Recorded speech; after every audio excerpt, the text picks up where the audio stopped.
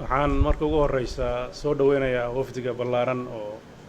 maanta Garoowe nagu soo booqday oo hoggaaminayay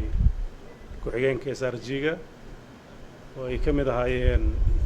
EU iyo IGAD iyo AMISOM African Union iyo inta kaleeto la socotay runtii waxay ka mid ahayd kulamada joogtada ah ee mar walba ay ku maraan dalka Soomaaliya mar horena ay ugu yimaadeen Puntland oo la xiriira sidii geedi socodka siyaasadeed ee dalka mar walba iyo amni loo horumarin lahaa kulankaas oo runtii waqti fiican qaatay dowladda Puntlandna ay la wadaagtay sidii loo gudbi lahaa marxaladaha hadda lagu jiro ku saabsan sidii loo heli lahaa doorasho xor iyo xalaal ah oo lagu kalsoon yahay oo sharciyad wanaagsan dalka u yeelata dabcan hawlo badan baa la soo qabtay muddadii u dambeysay heshiiskii 17 bishii 9aad lagu galay Muqdisho madaxda dowladda federaalka iyo madaxda dowladaha xubnaha ka dowladda federaalka ku wada galeen baarlamaanka labadiisa aqalna ay ansixiyeen iyo kii u dambeeyay oo ku saabsanaa habraacyo loogu talagalay in lagu fududeeyo doorashadaas ay ku dhacday 1 October wili waxaa dhiman sidii hawshaas loo maamul lahaa oo dhinaca maamulka doorashada iyo gudiyadoodii oo hadda gacanta lagu hayo waxyaabo badan oo u baahan in la saxan ay ku jiraan laakiin wada hadallo iyo shaqo ka socota waxaan rajaynayaa doorasho waqtigeedii dhacda oo kalsooni lagu wada qabo oo dhammaan dhinacyada danaynaya doorashooyinkuna ay ku qanacsan yihiin inay dhacdo wixii tabasho ah oo ay ka jiraan qodobada gaarkoodna waxaan rajaynayaa in laga gudbi doono Puntlandna mar walba roolka ama kaalinta ay ku leedahay dowladda dhiska Soomaaliya ay qaadan doonto aragtiyaha xalka loogu heli karana waxay la wadaagtay madaxda maanta soo booqatay waxaan rajaynaynaa haddii Ilaahay idmo inta dhimanna in waqtigeeda iyo ay munaasib ku tahay aan ka hadli doono aadaan uga mahadcelinayaa inay noo yimaadaan waxaan rajaynayaa qodobadii aan ka wada hadalnay oo dhan inay ahaadaan qodobo dhaxalgal noqon doona oo wax ka tari doona deganaanshaha dalka iyo horsocodka siyaasadeed ee dalka Soomaaliya waxaan u rajaynayaa mujtamaca Soomaaliyeed marxaladihii kala duwanaa ay soo mareen inay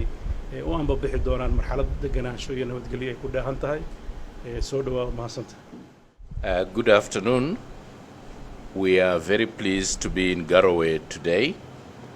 I would like to thank His Excellency President Saciid Deni and his team for the warm welcome extended to us today. I am here today with the special representative of the chairperson of the African Union, Ambassador Francisco Madera,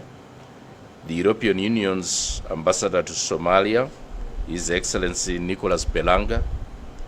and from the IGAD, the Intergovernmental Authority on Development,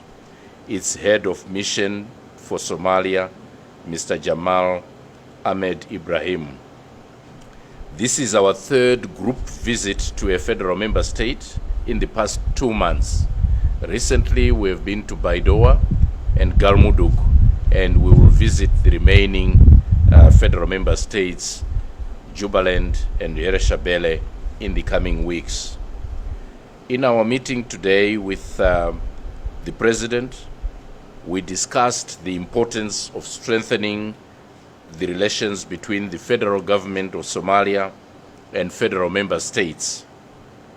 We have been encouraged by the revitalization of the dialogue between the federal government and all the federal member states these past few months. This involved President Deni's active role in the series of meetings that began in Dusamareb in July and August, which led to the consultative meetings in Mogadishu in September and October, during which agreements on the electoral model were reached. The dialogue and spirit of consensus which yielded these agreements needs to continue in order to ensure that the national elections remain on track and are anchored in transparency, fairness, and inclusivity. We continue to urge all of Somalia's leaders to remain steadfast in their commitment to collaborating with each other as the electoral preparations progress. At the same time, we believe that the resumption of such dialogue on a regular basis can help resolve outstanding issues. We wish to emphasize that the agreed electoral model should not be reopened, but has to be implemented in an acceptable, credible, and transparent manner.